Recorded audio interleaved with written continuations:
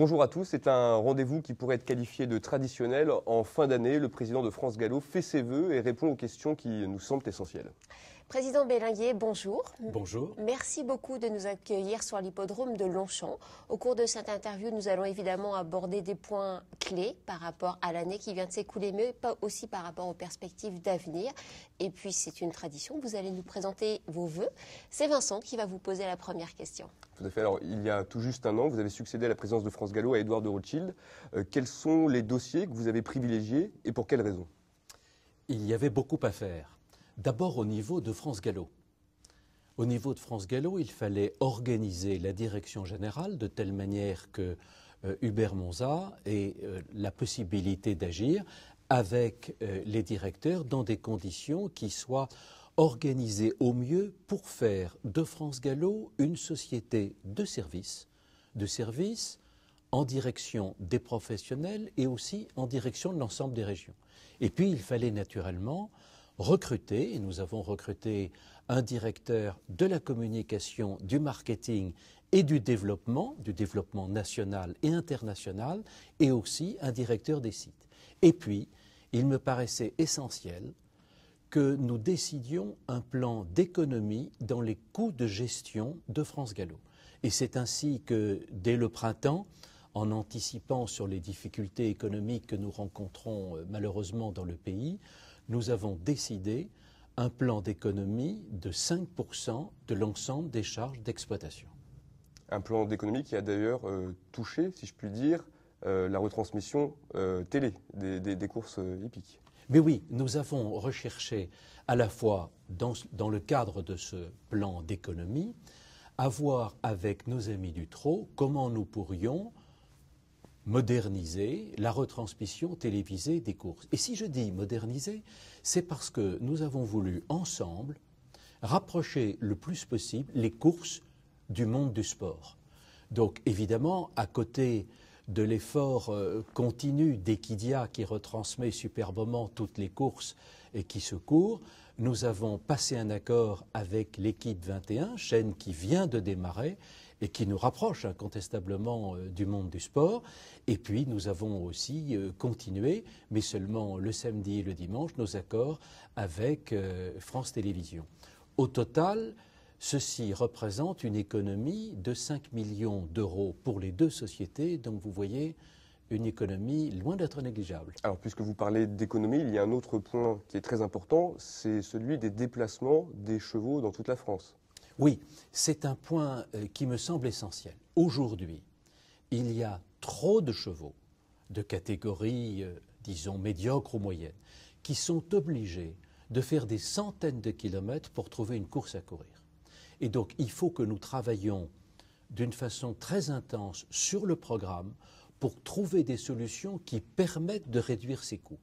Alors, nous avons un peu commencé pour le programme de 2013 en organisant des mini-meetings pour essayer de réduire l'impact des coûts de déplacement, mais il faut que nous allions beaucoup plus loin en 2013 pour réduire ces coûts. Et je crois que vous vouliez aussi parler du statut des propriétaires. Oui, c'est évidemment un élément clé de notre action. Nous avons besoin de renouveler le nombre de propriétaires. Alors comment faisons-nous? Nous agissons de deux façons. D'abord, en modifiant le code des courses, c'est ce qui a été fait en décembre 2012, pour permettre l'élargissement de la condition de propriétaire. Nous avons augmenté de 10 à 20 le nombre d'associés sur un seul cheval, et nous avons créé un nouveau véhicule juridique, si je peux dire, qui s'appelle la société en participation, où seul sera responsable vis-à-vis de la société mère le gérant de cette participation. Et ceci va nous permettre d'intéresser un très grand nombre de propriétaires qui aujourd'hui ne savent pas ce que c'est qu'être propriétaire d'un cheval de course et qui vont découvrir que par la multipropriété, on peut avoir cette ambiance, cette passion extraordinaire qui est de voir son cheval passer le poteau. Donc c'est ce que nous avons fait, mais nous le faisons aussi naturellement sur le plan marketing, parce que nous avons prévu de faire un grand nombre d'actions à partir des hippodromes et en allant au-devant des chambres de commerce, salons professionnels, pour montrer ce que c'est que l'activité des courses de chevaux.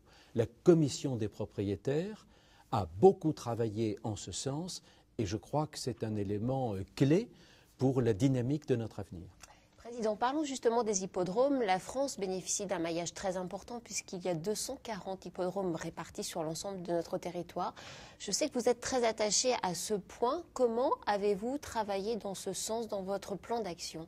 C'est important de savoir que nous avons en France la moitié de tous les hippodromes qui existent en Europe. Ce qui montre à quel point les courses représentent une activité économique considérable dans un pays comme le nôtre. Alors, au-delà de l'élargissement de la Commission des régions qui a travaillé tout au long de l'année pour associer davantage l'activité régionale à l'activité de la société mère du galop, il y a évidemment la présence auprès des fédérations régionales. Et c'est ainsi que je me suis rendu le plus possible aux assemblées générales des fédérations régionales. Et vous savez, on m'a souvent dit que j'étais le premier président de France Gallo que l'on voyait participer à ce type de réunions. Je crois que c'est indispensable et il me semble être pleinement fidèle à ce que Jean-Luc Lagardère souhaitait en disant France Gallo, ça doit être la France du galop. Alors, on a pu lire ou entendre dans la presse hippique beaucoup de commentaires, de témoignages de professionnels qui s'inquiètent du climat actuel, climat économique bien sûr actuel en France. Qu'avez-vous à leur dire? Il est vrai que nous traversons aujourd'hui une période économique difficile dans toute la France.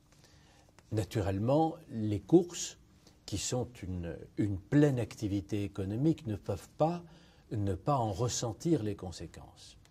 Mais je voudrais faire observer que si aujourd'hui nous avons bien un ralentissement des paris hippiques, ce ralentissement reste limité par rapport aux problèmes parfois dramatiques que l'on peut constater dans de nombreux secteurs de l'activité industrielle notamment.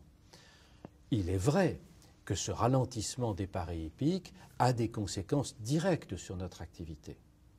L'année 2012 se termine avec une contribution du PMU qui sera en diminution de quelques 11 millions d'euros pour l'ensemble des sociétés de course. Et les prévisions 2013 représentent une diminution de 13 millions d'euros par rapport à ce chiffre-là. Donc nous devons faire face à cette situation. Et c'est en ce sens que se situe le plan d'économie que nous avons réalisé pour bien montrer que nous prenions les problèmes à bras-le-corps et être ainsi en mesure de passer dans les meilleures conditions possibles ce cap qui incontestablement est un cap difficile. Mais, je vous le disais il y a un instant, nous avons aussi beaucoup d'espoir. Je parlais de l'action en direction des nouveaux propriétaires. Nous avons aussi une action en matière d'image de notre activité. Nous voulons aller de l'avant et c'est, je crois, un message de confiance que l'on doit pouvoir donner à tous les professionnels des courses. Je comprends parfaitement leur inquiétude, mais je leur dis aussi aujourd'hui que nous avons une activité qui est forte et que nous prenons les mesures pour que nous puissions passer dans les meilleures conditions cette situation difficile. Alors il y a évidemment un autre sujet d'inquiétude très important cette fin d'année et pour le début de l'année 2013, c'est la hausse de la TVA. Pouvez-vous nous repréciser le calendrier de cette hausse et évaluer son impact sur les professionnels? La hausse de la TVA sur l'ensemble des activités hippiques est évidemment un coup dur pour l'ensemble de l'institution.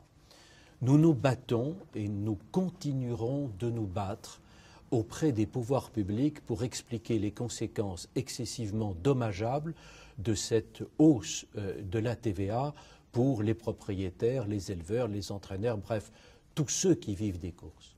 Et j'ai attiré l'attention autant du ministre du Budget que du ministre de l'Agriculture que j'ai rencontré spécialement à cet effet en compagnie de mon homologue du Trot, sur les conséquences très dommageables que cette hausse de la TVA risquait d'entraîner sur non seulement l'activité des courses, mais aussi sur les recettes de l'État. Donc ce que nous avons demandé, c'est qu'en fait les propriétaires de chevaux puissent être assujettis à la TVA de telle façon qu'ils puissent la récupérer sur les gains de course qui leur sont versés, mais sans être obligatoirement assujettis aux bénéfices agricoles. J'espère que notre demande sera prise en considération par l'administration et particulièrement par l'administration fiscale. En tout cas, je vous le répète, nous nous battrons jusqu'au bout pour défendre les courses face à cette mesure qui évidemment est très pénalisante. Quelques mots peut-être sur la TVA des professionnels. Oui, c'est un problème qui dure depuis très longtemps et j'ai organisé début décembre une réunion avec l'ensemble des propriétaires, éleveurs, entraîneurs et nous avons décidé que désormais la TVA sur le pourcentage entraîneur de 14% serait assumée par France Gallo. C'est donc un effort important qui est consenti par l'ensemble du secteur en direction des entraîneurs de galop. Et je voudrais ajouter que, à côté de la TVA, nous nous battons aussi en ce qui concerne la taxe affectée, c'est-à-dire la rémunération des sociétés de course de la part des opérateurs de paris. La loi de 2010 a voté une rémunération des sociétés de course qui est de l'ordre de 7,5 à 9% des enjeux hippiques. Là aussi, nous nous battons pour que, d'une manière ou d'une autre, ce pourcentage soit acquis aux courses. Et nous savons que l'État français rencontre des difficultés aujourd'hui avec la Commission européenne, mais il faut qu'une solution soit trouvée qui ne pénalise pas notre activité. Alors, on parlait tout à l'heure du contexte économique très délicat à l'heure actuelle en France. Vous nous avez parlé de plan d'économie. Et pourtant, il y a la reconstruction du nouveau Longchamp qui arrive et des coûts énormes que cela va engendrer, ce qui peut paraître un peu paradoxal. Est-ce que le nouveau Longchamp, selon vous, c'est véritablement l'avenir ?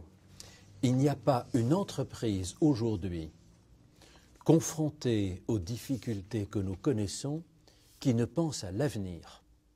Et pour nous, en effet, l'avenir représente ce que, à la fois Longchamp, mais aussi Auteuil, peuvent constituer. Ce sont nos deux vaisseaux amiral pour les courses de galop.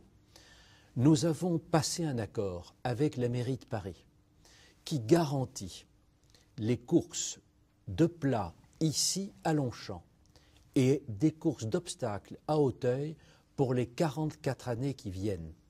Vous savez que depuis longtemps, depuis plus de 20 ans, on parlait du nouveau Longchamp.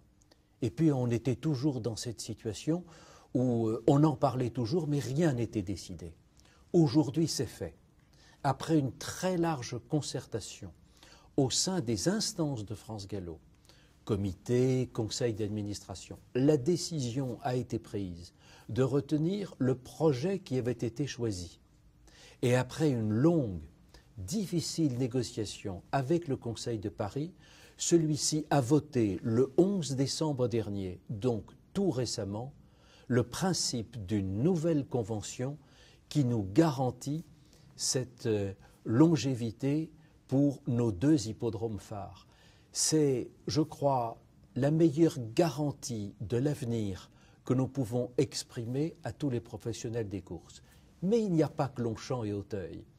Il y a aussi l'accord que nous avons conclu avec la Chine.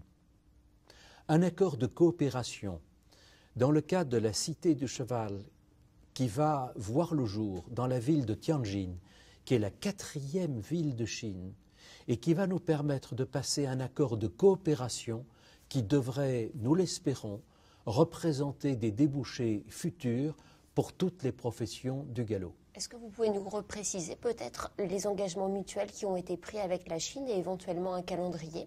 C'est un accord de coopération qui a d'ailleurs démarré, puisque la Chine va envoyer un certain nombre de stagiaires, dont certains sont déjà en France aujourd'hui, qui vont se familiariser avec l'organisation des courses au sens large. Comment on fait un programme des courses, comment on juge les courses, comment fonctionne le laboratoire. Et c'est cet accord de coopération que nous avons conclu avec la communauté de Tianjin.